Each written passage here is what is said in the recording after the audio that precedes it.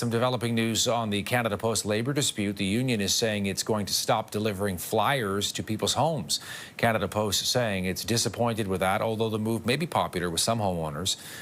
Let's bring in CTV's Scott Hurst with the very latest on this. As the bigger picture, Scott, you know, the whole dispute, the showdown continues.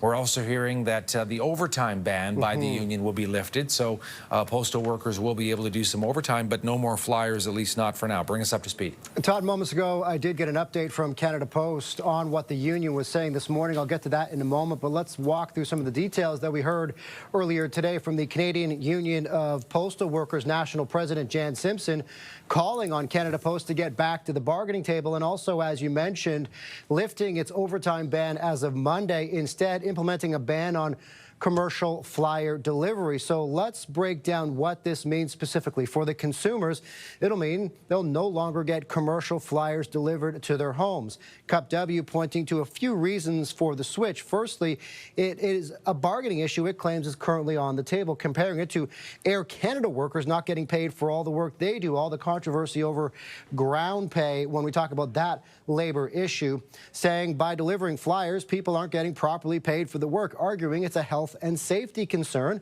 Some of the flyers, it claims, are oversized and heavy, and some of the union's demands revolve around health and safety. Also hoping this will bring the Crown Corporation back to the bargaining table by potentially reducing the impact of the previous overtime ban. Here's more from the Canadian Union of Postal Workers National President this morning.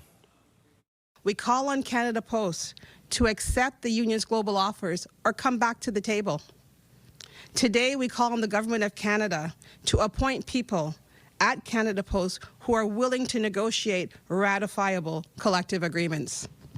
And we ask the Canadian public to stand with postal workers by demanding that Canada Post return to the table and negotiate fair contracts that protect good jobs and our public post office.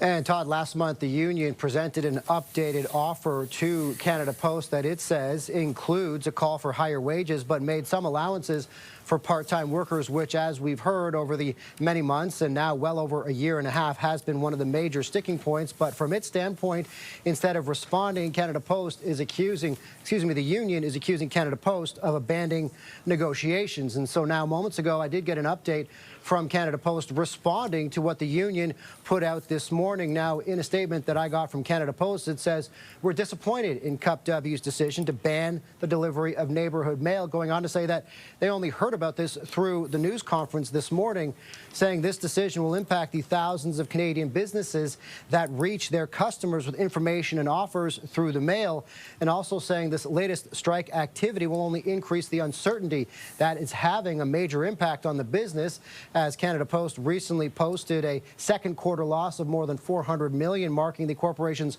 largest loss before tax in a single quarter. And Canada Post also saying this, the gap between the parties remains substantial. So, Todd, that is the response from Canada Post to what the Canadian Union of Postal Workers announced earlier this morning by rolling back the overtime ban, but now instituting this commercial flyer ban, and saying that Canada Post needs to come back to the bargaining table, Todd. Scott Hurst with the latest. Thanks, Scott. Thanks, Todd.